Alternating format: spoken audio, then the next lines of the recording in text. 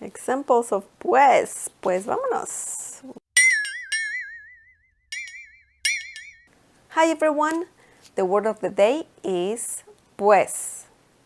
Pues. This means well or then. Pues doesn't have a grammatical gender, so that's good news. This word also doesn't have any plural form. Now let's see a few examples. Pues no sé qué decirte. Pues no sé qué decirte. Pues vámonos.